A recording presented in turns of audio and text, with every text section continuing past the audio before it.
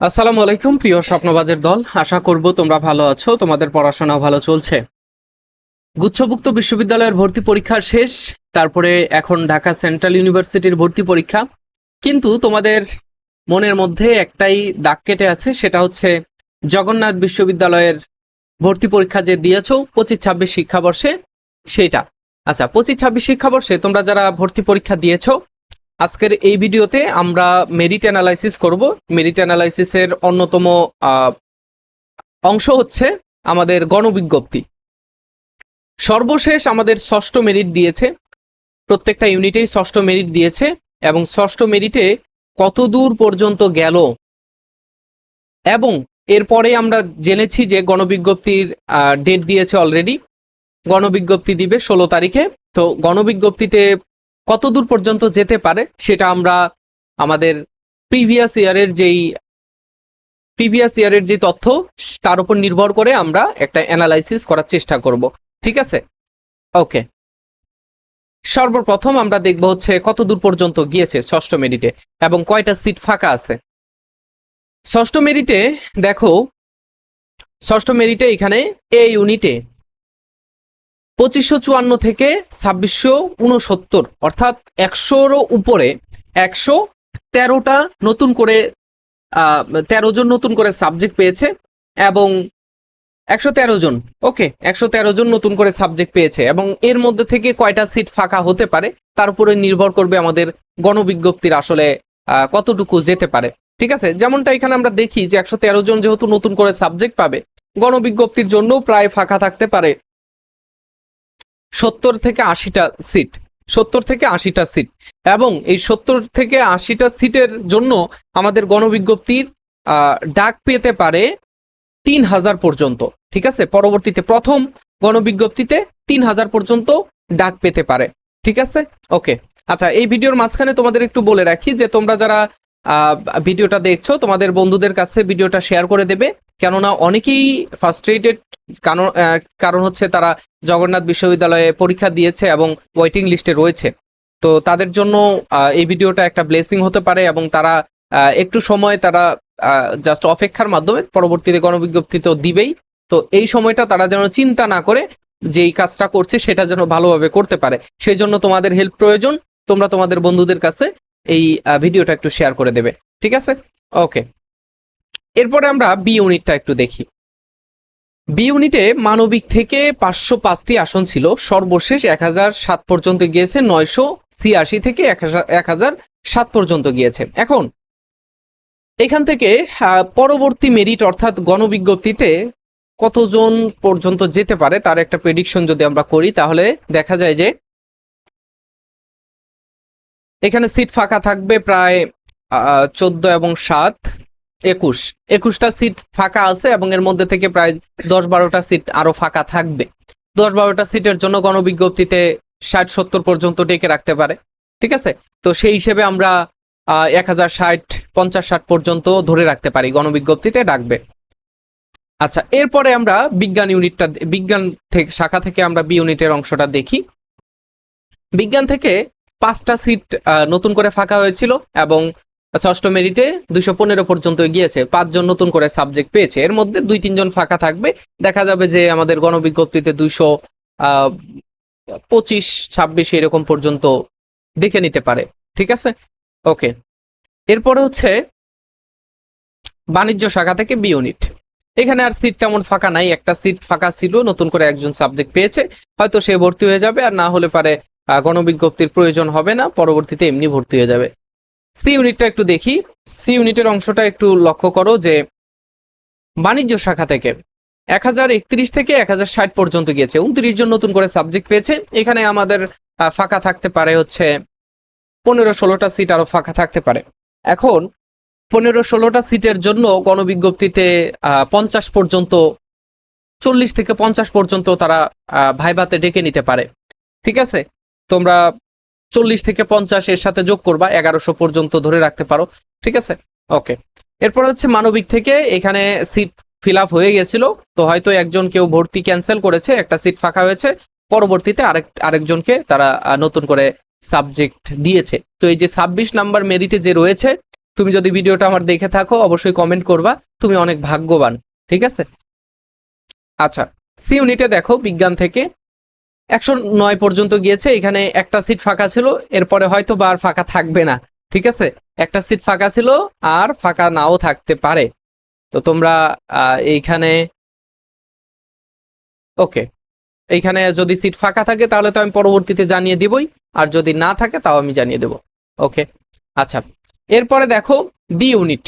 D ইউনিটের বাণিজ্য শাখা থেকে একটা সিট ফাঁকা হয়েছিল, মানে একজন ভর্তি ক্যান্সেল করেছে। এখানে ক্যান্সেল করার পরে একজন নতুন করে সাবজেক্ট পেয়েছে। এখানে 26 নাম্বার একজন নতুন করে সাবজেক্ট পেয়েছে, আর এখানে 86 নাম্বার মেরিটে একজন 86 মেরিটে একজন সিট ফাঁকা হয়েছিল, নতুন করে সাবজেক্ট পেয়েছে। তুমি যদি ভিডিওটা দেখে থাকো অবশ্যই কমেন্ট করবা, এবং তুমিও অনেক ভাগ্যবান আর কি। ঠিক আছে, ওকে। এরপরে মানবিক থেকে 1001 পর্যন্ত গিয়েছে 975 থেকে। এখানে নতুন করে সাবজেক্ট পেলো 26 জন। 26 জন নতুন করে সাবজেক্ট পেয়েছে। পরবর্তীতে দেখা যাবে যে 15-16টা সিট এমনিতেই ফাঁকা থাকবে, এবং পরের মেরিটেই আর কি গণবিজ্ঞপ্তিতে। তো 15-16টার জন্য 40-45টা নতুন করে সাবজেক্টের জন্য গণবিজ্ঞপ্তিতে ডাক পেতে পারে। ঠিক আছে, কত বললাম? 40 থেকে 45, 40-45 জন।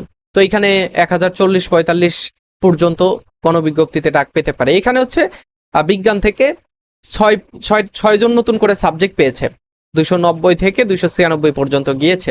এখন 6 জন এর মধ্যে দেখা যাবে যে 2-3 জন এমনিতেই ভর্তি হবে না, 2-3 জন ভর্তি হবে না, কেননা গুচ্ছে অনেকে সিট পেয়ে যাবে। তারপর হচ্ছে আবার ঢাকা সেন্ট্রাল ইউনিভার্সিটি এখন রয়েছে, তো সিট ফাঁকাও হতে পারে। আর সিট ফাঁকা হলে অবশ্যই তোমরা তো জানতে পারবেই ফারুক একাডেমির মাধ্যমে।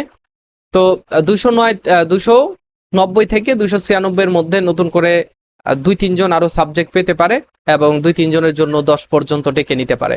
ঠিক আছে, তো এখানে 304-5 বা 2-3 এরকম পাবে আর কি।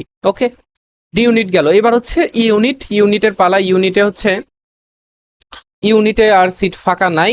গত মেরিটে আমরা দেখেছি যে সিট ফাঁকা নাই, যদি ফাঁকা হয়ও পরবর্তীতে আবার মেরিট দেবে। ঠিক আছে, এ হচ্ছে আমাদের আসলে গণবিজ্ঞপ্তিতে কতদূর, প্রথম গণবিজ্ঞপ্তিতে কতদূর পর্যন্ত যেতে পারে। আমরা জানি যে একাধিক গণবিজ্ঞপ্তি দেয়, একাধিক গণবিজ্ঞপ্তি দেয়, এবং এবং আমরা গত বছরের মেরিট অনুযায়ী দেখেছি। ঠিক আছে, এই যে গত বছরের মেরিটে আমরা একটু যদি লক্ষ্য করি, এগুলো হচ্ছে গত বছর আমি অনেক কষ্টে এগুলো সংগ্রহ করেছিলাম। তো দেখো, সপ্তম অষ্টম 2টা মেরিট দিয়েছে গণবিজ্ঞপ্তিতে। ঠিক আছে, 2টা মেরিট। তো 2টা মেরিট দিয়ে তোমরা 2টা মেরিটের মাধ্যমে ভর্তি সম্পন্ন হয়েছিল অবশেষে। সো এটা হচ্ছে এখানকার নিয়ম। আসলে জগন্নাথে 2টা গণবিজ্ঞপ্তি না হলে ভর্তি হওয়া মুশকিল। সো সিট ফাঁকা থেকেই যায়, কেননা সবাই সুবিধা অনুযায়ী অন্য জায়গাও চলে যেতে পারে। যেমনটা আমি ঢাবি রাবি ছেড়ে জগন্নাথে এসেছি, তো অনেকেই আবার এটা ছেড়ে ভালো একটা সাবজেক্টের জন্য অন্য কোথাও চলে যেতে পারে। তো এটাই স্বাভাবিক। ঠিক আছে, আচ্ছা তোমরা যারা ফারুক একাডেমির সাথে অনেকদিন ধরে যুক্ত আছো, তোমাদের জন্য লাস্ট সময়ে যে পরীক্ষাটা রয়েছে সেটা হচ্ছে আমাদের ঢাকা সেন্ট্রাল ইউনিভার্সিটি ন্যাশনাল ইউনিভার্সিটির পরীক্ষা। তো তোমরা যারা আমাদের এক্সাম ব্যাচ সম্পর্কে জানো, আমাদের 4 নাম্বার ব্যাচে ভর্তি হচ্ছে অনেকেই, এবং 4 নাম্বার ব্যাচে আমরা ভর্তি করাচ্ছি। 4র্থ ধাপে পরীক্ষা হচ্ছে। আমাদের বি এবং সি ইউনিটের শিক্ষার্থী যারা রয়েছে, তোমরা এখানে পরীক্ষা দিতে পারবা। এখানে জিএসটি তো শেষ, ডিসিইউ এবং হচ্ছে এনইউ এর এক্সাম ব্যাচ, এবং সেকেন্ড টাইম ভর্তি পরীক্ষায় তোমরা যারা প্রস্তুতি নিচ্ছ, তোমাদের জন্য আমাদের আলাদা আলাদা ব্যাচ রয়েছে। তোমরা লং টাইম পরীক্ষা দেওয়ার জন্য আমাদের ব্যাচগুলোতে জয়েন করতে পারো। আর আমাদের এই কোর্সে কি কি থাকবে দেখো, টপিক ভিত্তিক আমরা 30টি পরীক্ষা নিচ্ছি। এই পরীক্ষাগুলো দিয়ে তুমি নিজেকে যেমন যাচাই করতে পারবে, এবং ইনফরমেশনগুলো মনে রাখতে পারবে, ধারাবাহিক একটা চর্চার মধ্যে থাকতে পারবে। আর সব টপিক তো তুমি পড়েই ফেলেছো অলরেডি, এখানে জাস্ট তোমার প্র্যাকটিস করতে হবে। আর প্র্যাকটিস যত বেশি করবা তত বেশি তুমি হেল্পফুল হবা, এবং পরীক্ষায় তত তুমি ভালো করতে পারবা, একটা আত্মবিশ্বাস বাড়বে। সি ইউনিটের শিক্ষার্থীদের জন্য টপিক ভিত্তিক 45টি পরীক্ষা, এখানে সাবজেক্ট বেশি থাকায় 45টি পরীক্ষা আমরা নিচ্ছি, এবং সর্বশেষে আমাদের 5টি ফাইনাল মডেল টেস্ট আমরা নিচ্ছি। এবং এখানে হচ্ছে তোমার ডিসিও এনইউ এর নমুনা প্রশ্নে করা হবে আর কি। এরপর হচ্ছে যে কোনো সময় তুমি পরীক্ষাটা দিতে পারবা, কোনো নির্দিষ্ট সময় নাই। কেননা অনেক জায়গায় তোমরা অনেক সময় ব্যস্ত থাকো, অনেক টপিক পড়াশোনা বা সেই জন্য আমরা লাইভ পরীক্ষা নেই না। যে কোনো সময় তুমি পরীক্ষা দিতে পারবা লিঙ্ক ইউজ করে, ঠিক আছে। এরপরে হচ্ছে তুমি প্রতিটি পরীক্ষা 2বার করে দিতে পারবা। প্রথমবার যদি তোমার বুঝতে সমস্যা হয়, দ্বিতীয়বার ওই পরীক্ষাগুলো তুমি আবার দিতে পারবা, ঠিক আছে। আর প্রত্যেকটা প্রশ্নে কিন্তু আমাদের ব্যাখ্যা অ্যানালাইসিস রয়েছে। যদি কোথাও কোনো সমস্যা হয় বুঝতে, তুমি সেই প্রশ্নপত্র এবং অ্যানালাইসিস দেখে তুমি সেটা সমাধান করতে পারবা। এবং আমাদের সংশ্লিষ্ট টিচাররা রয়েছে, প্রত্যেকটা সাবজেক্টের জন্য আলাদা আলাদা টিচার রয়েছে। সেই টিচারদের সাথে তুমি পার্সোনালি যোগাযোগ করে কোন কোন সমস্যা রয়েছে সেগুলো সমাধান করে নিতে পারবা। এরপর হচ্ছে তোমার শেষ সময়ের জন্য আমরা সাজেশন দিচ্ছি। প্রত্যেকটা সাবজেক্টের জন্য আলাদা আলাদা সাজেশন রয়েছে, টপিক ভিত্তিক, এবং আমাদের প্রশ্নগুলো একেবারে ভর্তি পরীক্ষার প্রশ্নকে ফোকাস করে। গত বছর ডিসিইউতে ভর্তি পরীক্ষায় আমাদের বি ইউনিট থেকে 5ম স্থান অধিকার করেছে আমাদের এই একজন শিক্ষার্থী।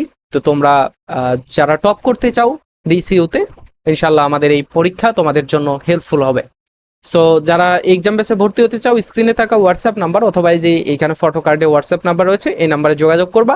পরীক্ষার ফি মাত্র 199 টাকা, ঠিক আছে। টাকা পয়সা এদিক সেদিক চলে যায়, তার থেকে আমাদের এই ব্যাচে ভর্তি হলে তুমি ভালো কিছু করতে পারবা, এটাই প্রত্যাশা করছি আর কি, ঠিক আছে। সো পরবর্তী ভিডিওতে দেখা হচ্ছে, সে পর্যন্ত ভালো থেকো, সুস্থ থেকো, আল্লাহ হাফেজ, আসসালামু আলাইকুম।